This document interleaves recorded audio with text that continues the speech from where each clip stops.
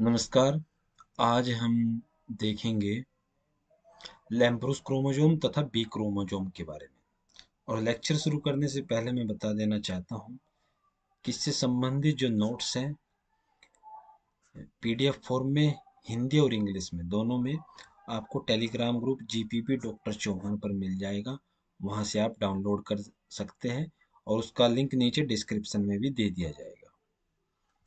तो हम देख रहे थे कुछ स्पेशल टाइप के क्रोमोसोम। पिछले लेक्चर में हमने पोलिटीन क्रोमोसोम देखा था।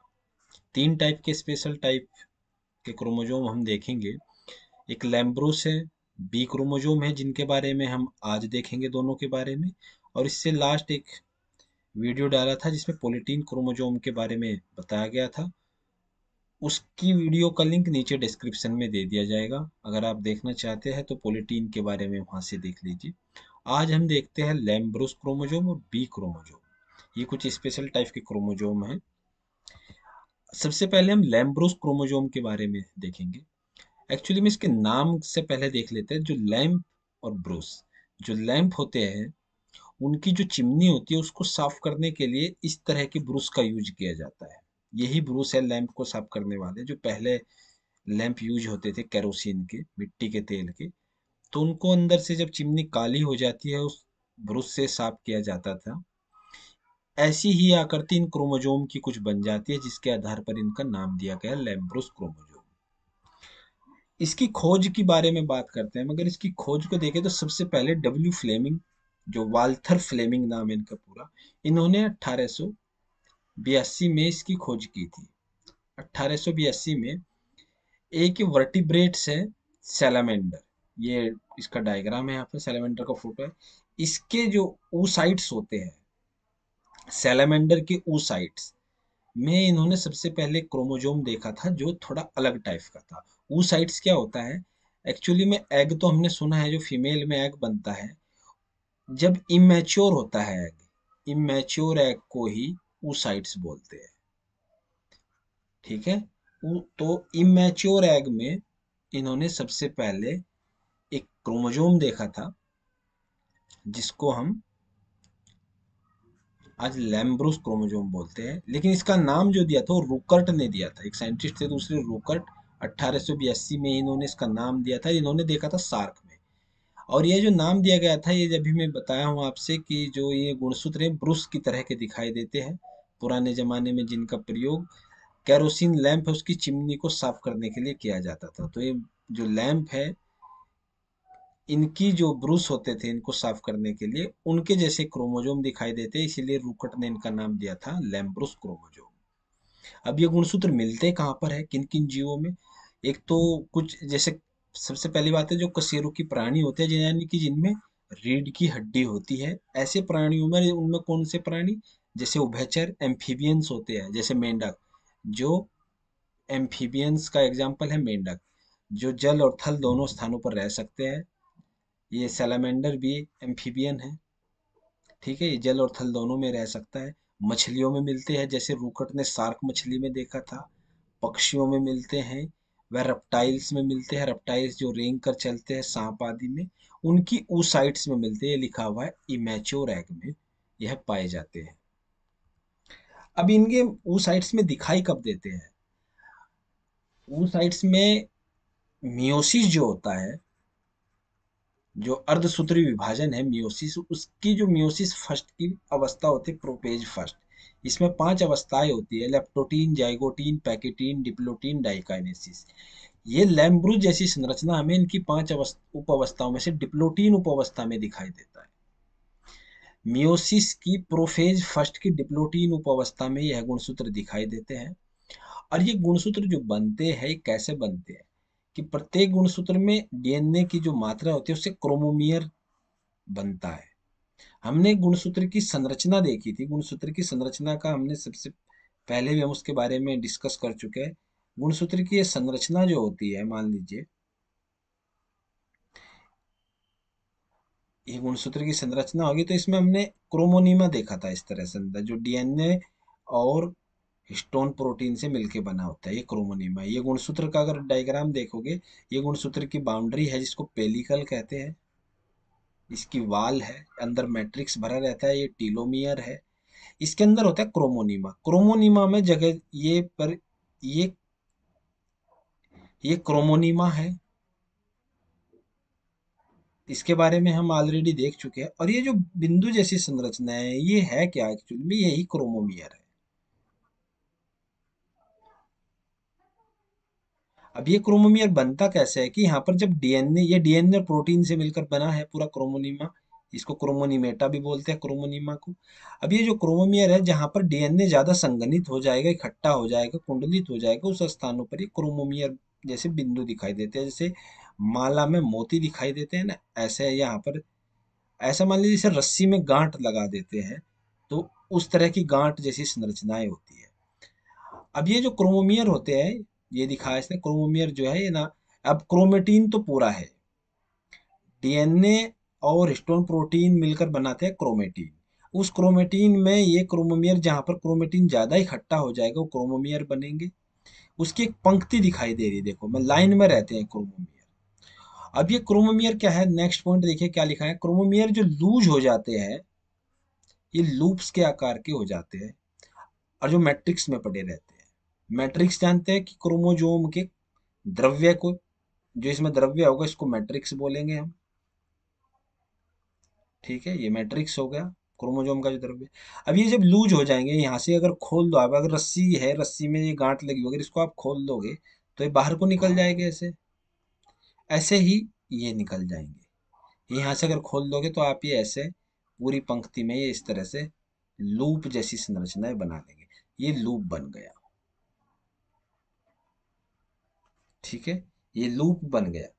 अब ये क्रोमोमियर लूज होकर लूप बना लेते हैं। ये लूप पड़े कहाँ पर है? ये मैट्रिक्स में। ये मैट्रिक्स है, यहाँ पर पूरा द्रव्य जो भरा हुआ है ये लिखा हुआ है। क्रोमियर लूज होकर लूप के आकार के हो जाते हैं, जो मैट्रिक्स में पड़े रहते हैं। क्रोमियर से बने लूप्स जोड़े में, एक इधर से एक इधर से जोड़े में निकलकर लैम्प साइड में निकल जाते हैं और लैम्प ब्रूस जैसी संरचना बना लेते हैं। ठीक है, ये इस तरह की संरचना दिखाई देगी जैसी हमने अभी देखी थी, इस तरह की है। अब ये गुणसूत्र जो होते हैं, हमने जो पहले गुणसूत्र देखा था पॉलीटीन गुणसूत्र, ये उनसे भी बड़े होते हैं। लैम्ब्रूस सबसे बड़े गुणसूत्र होते हैं। और लैम्ब्रूस गुणसूत्र जो होते हैं वो जोड़ों में रहते हैं, क्योंकि हमने पता भी है कि जो मियोसिस की प्रोफेज फर्स्ट है, उसकी पांच अवस्थाएं है। लेप्टोटीन, जाइगोटीन,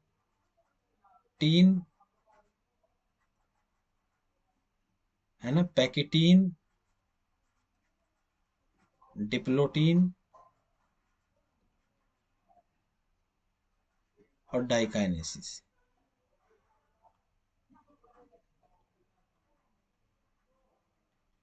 ये डिप्लोटीन में दिखाई देते हैं। और हमने पढ़ा था कि गुणसूत्र जो है ये जोड़े बनाते हैं जाइगोटीन में, जो समजात गुणसूत्र है, जिसका हम जिक्र करते हैं कि हमारे अंदर भी 23 जोड़े गुणसूत्र है। ये जोड़े कहाँ पर बनते हैं? टोटल हमारे अंदर 46 गुणसूत्र है, 23 जोड़े है, 23 पेयर है। ये पेयरिंग होती कहाँ पर है? ये जोड़े कहाँ पर बनाते हैं? जाइगोटीन में। पैकेटीन में ये जोड़े बने रहते हैं, डिप्लोटीन में भी ये रहते हैं। डिप्लोटीन में क्या होगा, गुणसूत्र हम पहले पढ़ चुके हैं कि जोड़ों में रहते हैं, लेकिन हट जाते हैं दूर दूर, कुछ एक बिंदु पर जुड़े रहते हैं जहां पर क्रॉसिंग ओवर होता है, इसको काइजमेटा बोलते हैं, वहां पर ये जुड़े रहते हैं। तो यहाँ पर ये गुणसूत्र हमें दिखाई देंगे और ये जोड़ों में रहते हैं। और इस जोड़ी में जो समजात गुणसूत्र है, क्योंकि जोड़े हमेशा समजात गुणसूत्र बनाते हैं, जाइगोटीन में जो जोड़े बनाते हैं वो समजात गुणसूत्र बनाते हैं, ऐसे गुणसूत्र जो समान होते हैं। उसके जो काइजमेटा नामक कुछ संपर्क बिंदुओं पर ये जुड़े रहते हैं। काइजमेटा में अभी बताया हूँ, जो दो गुणसूत्र जब होते हैं, हमें नॉर्मली ऐसे गुणसूत्र रहते हैं। अब ये जो गुणसूत्र जोड़ों में रहेंगे, इनमें क्रॉसिंग ओवर होता है। क्रॉसिंग ओवर होगा जिस बिंदु पर क्रॉसिंग ओवर होता है। क्रॉसिंग ओवर का मतलब होता है दो समजात गुणसूत्र के मध्य इनकी जो क्रोमेटिड है, नॉन सिस्टर क्रोमेटिड, दो गुणसूत्रों के अलग अलग क्रोमेटिड को बोलते हैं हम नॉन सिस्टर क्रोमेटिड।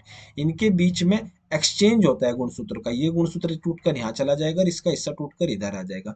जिस बिंदु पर ये होता है इसको बोलते हैं आप काइजमेटा। तो इसकी बात ये कर रहा है यहाँ पर, काइजमेटा नामक कुछ संपर्क बिंदु पर जुड़े रहते हैं।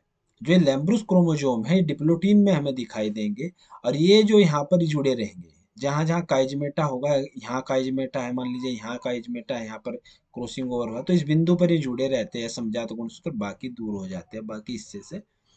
ठीक है। और इसमें एक मुख्य अक्ष होता है, अभी आगे हम देखेंगे डायग्राम में किसकी बात कर रहा है। ये जो यहाँ पर क्या होगा, ये यहाँ से लूप निकल जाएंगे, अक्ष जो बनेगा, ये जो चारों क्रोमेटिड को ये अक्ष कह रहा है। ठीक है। ये लूप इसके चारों ऐसे निकले रहेंगे, इधर भी निकलेंगे। ठीक है। तो ये हर एक गुणसूत्र से लूप ऐसे निकल जाएंगे बाहर को। और ये जो चार क्रोमेटिड है या दो क्रोमोजोम है, दो द्विसंयोजक क्रोम बाइवलेंट जो होते हैं, ये क्रोमोजोम अक्ष बनाते हैं इसका। और क्रोमेटिड्स का क्रोमोनीमा या क्रोमोमियर हमें अभी डिस्कस किया है, निकलकर लूप का निर्माण करते हैं। ये देखिए आप यहाँ पर डायग्राम में देख लीजिए, ये दो गुणसूत्र है समजात गुणसूत्र, यहाँ पर क्रॉसिंग ओवर हुआ है, इसी को काइजमेटा बिंदु बोलते हैं। ये काइजमेटा है, काइजमेटा बिंदु है। और यहाँ पर क्या हुआ है, क्रॉसिंग ओवर हुआ है, ये दो समजात गुणसूत्र है जो काइजमेटा बिंदु पर जुड़े हुए हैं, और हर गुणसूत्र से ऐसे लूप निकल गए हैं। ठीक है। ये लूप जो है, ये अभी हमने देखा कि जो क्रोमोमियर है यहाँ से लूज होकर लूप की जैसी संरचना बना दी है, और ये ही जो गुणसूत्र है इसके, यही इनका अक्ष बना रहे हैं। ये दो क्रोमोजोम है, एक मैटरनल एक पेरेंटल, क्योंकि हम जानते हैं कि हमारे अंदर जो 46 गुणसूत्र है, हर जोड़े में हमारे अंदर 46 गुणसूत्र है, और जो गुणसूत्र जोड़ों में रहते हैं, जो जाइगोटीन में जोड़े बनाते हैं, हर गुणसूत्र 23 जोड़े हैं, इनमें से एक गुणसूत्र हमारी माता से आया है हमारे अंदर, एक गुणसूत्र हमारे पिता से आया, इसी की बात ये कर रहा है। एक पैटर्नल होगा, एक मैटरनल और एक पैटर्नल गुणसूत्र जोड़ों में रहते हैं। अब इसमें से एक गुणसूत्र का अगर डायग्राम, इतना सा डायग्राम इसने यहाँ बनाया है, ये एक्चुअल में इस तरह से रहता है। ये एक गुणसूत्र है, उसको इनलार्ज करके दिखा दिए, लूप बने हुए हैं, क्रोमोमियर से अलग अलग साइज के लूप है, क्रोमोमियर लूज होकर लूप बना दिया ये। ठीक है। ये लूप बन गए, ये क्रोमोमियर बिंदु है। अब एक लूप की अगर बात की जाए, इस ये पूरा एक गुणसूत्र है, इसमें दो क्रोमेटिड है। ठीक है। ये दो क्रोमेटिड इसके दिखा दिए, एक लूप ऐसे दिखाई देगा हमें यहाँ पर सिंगल, ये क्रोमोमियर है जो लूज होकर लूप जैसी संरचना बना लिए, दो क्रोमेटिड है। ये दो क्रोमेटिड है, यहाँ पर दिखाई नहीं दे रहे, लेकिन ये दो क्रोमेटिड है जिसको एक्सपेंड करके यहाँ पर दिखाया गया है। और फिर ये दो क्रोमोजोम, ये दो होमोलोगस क्रोमोजोम है, इन दो में से ये एक क्रोमोजोम का है। और ये डायग्राम एक क्रोमोजोम के दो क्रोमेटिड को अलग अलग करके एक्सपेंड करके दिखाया गया है। अब ये जो हमारे गुणसूत्र होते हैं, ये डिप्लोटीन उपावस्था में दिखाई देते हैं। और ये देखिए, अर्धसूत्री विभाजन की डिप्लोटीन उपावस्था से पूरी संख्या इनकी बढ़ती जाती है, और डिप्लोटीन के बाद इनकी कम हो जाती है। ठीक है। ये परमानेंट नहीं होती है, डिप्लोटीन उपावस्था से पहले इनकी संख्या बढ़ती जाती है, डिप्लोटीन में स्पष्टली दिखाई देंगे, उसके बाद ये कम होती जाती है, जैसे ही डाइकाइनेसिस आएगा, फिर उसके बाद मेटाफेज फर्स्ट, एनाफेज फर्स्ट, उनमें जाकर ये विलुप्त हो जाता है। और इसके कार्य क्या है, इसके कार्य है आरएनए प्रोटीन का संश्लेषण करना। क्योंकि देखो, ये लूप जो होगा, या ये डीएनए ही तो है यहाँ पर, ये लूप जो है ये डीएनए है, ये एक्सपेंड हो गया है डीएनए। तो यहाँ पर डीएनए से आरएनए इजीली बन जाएगा, एंजाइम यहाँ पे इजीली वर्क करेंगे। जहाँ पर डीएनए खूब कंजेस्टेड है, उसके मुकाबले एंजाइम को ट्रांसक्रिप्शन करने के लिए यहाँ पर ज़्यादा सुविधा रहती है। तो यहाँ पर एमआरएनए बनेगा, फिर उस एमआरएनए से ट्रांसलेशन के द्वारा प्रोटीन बनेगी। डीएनए है, ये डीएनए का लूप है, यहाँ पर इजीली एंजाइम काम करेंगे, जिससे ये एमआरएनए बनाएंगे, इस क्रिया को ट्रांसक्रिप्शन बोलेंगे। फिर इस ट्रांसक्रिप्शन से के बाद प्रोटीन बनेगी, जिसे ट्रांसलेशन कहेंगे। ठीक है। ट्रांसलेशन। और ये क्या बनेगा यहाँ पर, ट्रांसक्रिप्शन। तो ये दोनों चीजें, ट्रांसक्रिप्शन और ट्रांसलेशन, दोनों एक्टिविटी यहाँ पर इजीली होती है। इसलिए इसका जो मुख्य कार्य है, आरएनए और प्रोटीन का संश्लेषण करना है। आगे चल के फिर भ्रूण विकास जो होगा, उसमें बहुत सारा उसे प्रोटीन मिलेगी, ये भी इजी रहेगा इसमें बड़ी, क्योंकि यहाँ पर बड़े बड़े लूप बनते हैं, तो ज्यादा मात्रा में आरएनए बनेगा, ज्यादा मात्रा में प्रोटीन बनेगी, तो भ्रूण के विकास में अच्छा रहता है। और जो पितक का काम है, पितक है, पतिक नहीं पितक, जो एग में हम देखते हैं, एग में जो येलो पार्ट होता है उसको बोलते हैं पितक, उसका निर्माण करने में ये हेल्प करता है, पितक का। अब देखेंगे हम बी क्रोमोजोम। लैम्ब्रोस क्रोमोजोम हो गया है, ये सिंपल है। बी क्रोमोजोम कुछ नहीं है, जो नॉर्मल क्रोमोजोम होते हैं कुछ जीव जंतु, जैसे मक्का में ये मिलता है, राई में मिलता है, बहुत सारी जगह पर ये मिलता है बी क्रोमोजोम। कुछ नहीं है, जैसे मक्का में 20 क्रोमोजोम होते हैं नॉर्मली, मक्का के अंदर 20 क्रोमोजोम होते हैं। ठीक है, 2n=2। अगर इस 20 के अलावा कुछ क्रोमोजोम होते हैं इसमें, तो उनको बी क्रोमोजोम बोलते हैं। ये जनरली छोटे साइज के क्रोमोजोम होते हैं, और ये 1 से लेके 30 तक हो सकते हैं, 0 से लेके 30 तक हो सकते हैं मक्का के अंदर। इनके कार्य के बारे में अभी तक ज़्यादा कुछ पता नहीं है, ये बस एक्स्ट्रा क्रोमोजोम है। और इनके कुछ नाम भी दिए गए हैं, जैसे बी क्रोमोजोम जो है, इसको हम एक्सेसरी क्रोमोजोम, सहायक क्रोमोजोम, ये सुपर नंबरी, जो एक्स्ट्रा नंबर के क्रोमोजोम होते हैं वो भी इनको कहते हैं एक्सेसरी क्रोमोजोम या सुपर नंबरी क्रोमोजोम के नाम से भी इन्हें जाना जाता है।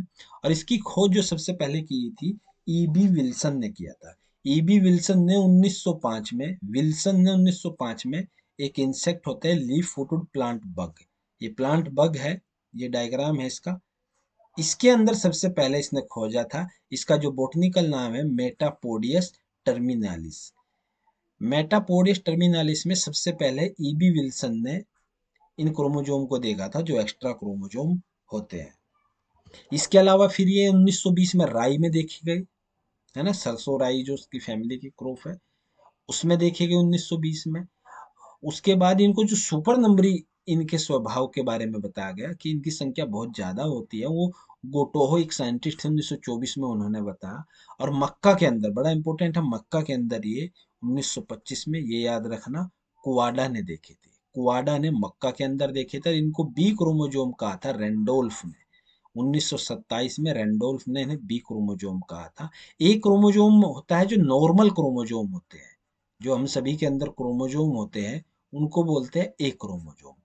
ये उनसे अलग थे, इसलिए इनको उन्होंने बी क्रोमोजोम रेंडोल्फ ने 1927 में कहा था, और क्वाडा ने 1925 में मक्का में देखा था। ये पॉइंट बड़े इंपॉर्टेंट है दो। और तीसरा पॉइंट इंपॉर्टेंट है कि विल्सन ने सबसे पहले इनकी खोज की थी 1905 में, प्लांट बग में जो।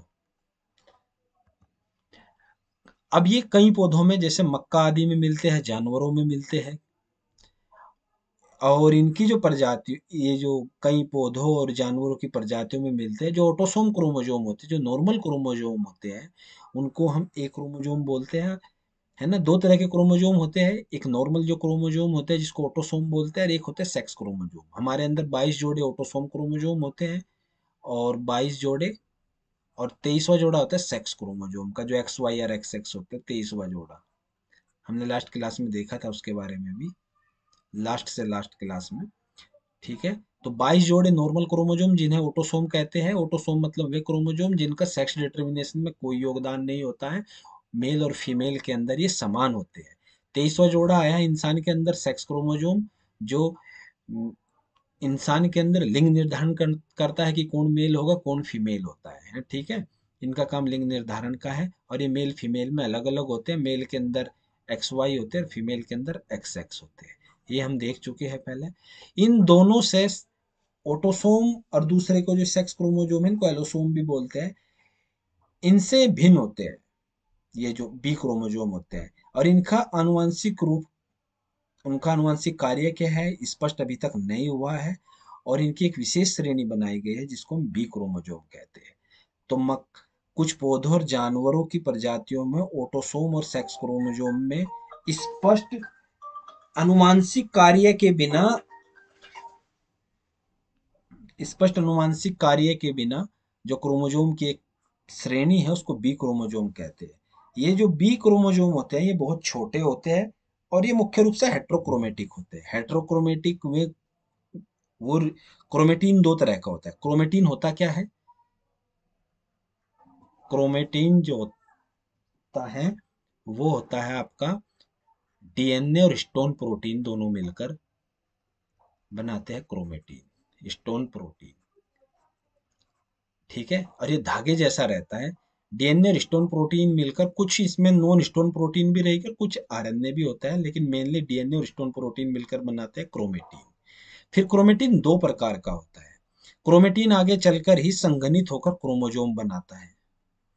ठीक है।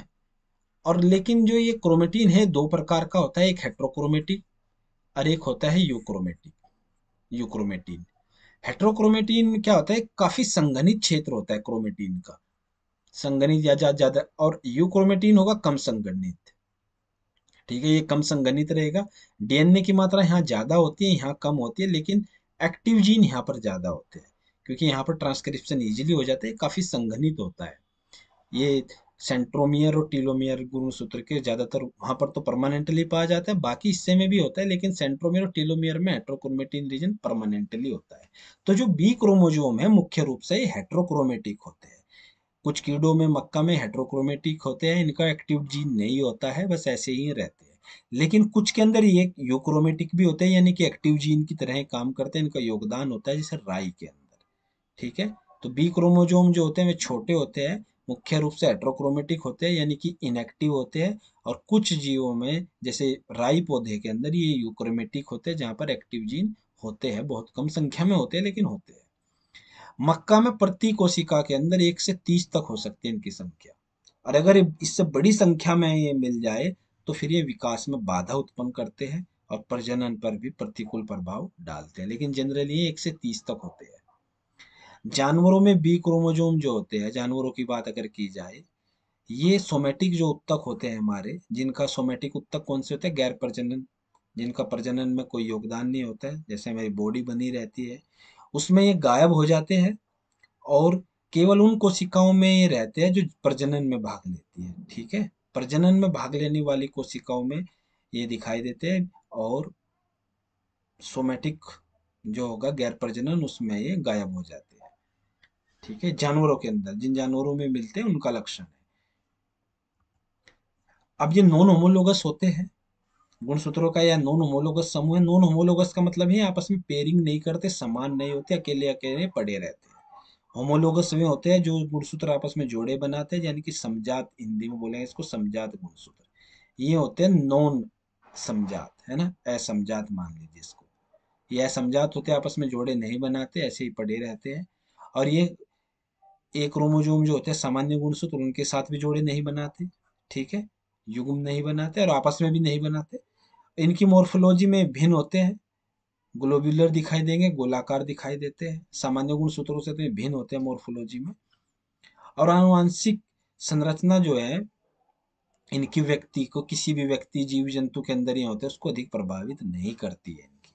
ठीक है, ये देखिए, ये इस तरह के, जैसे मक्का का यहाँ पर दिया है, ये नॉर्मली ये कुछ एक्स्ट्रा क्रोमोजोम हो गई।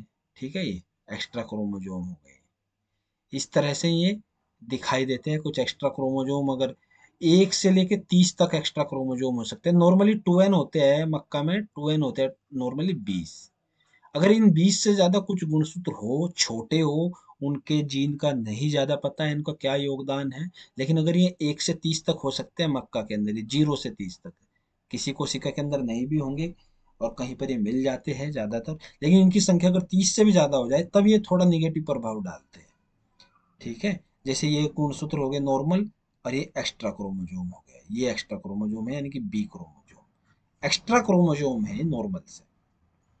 Thank you very much. यदि आपने ये लेक्चर समझ में आया है, पसंद किया है, तो इस चैनल को सब्सक्राइब कीजिए, लाइक कीजिए और शेयर कीजिए। Thank you very much.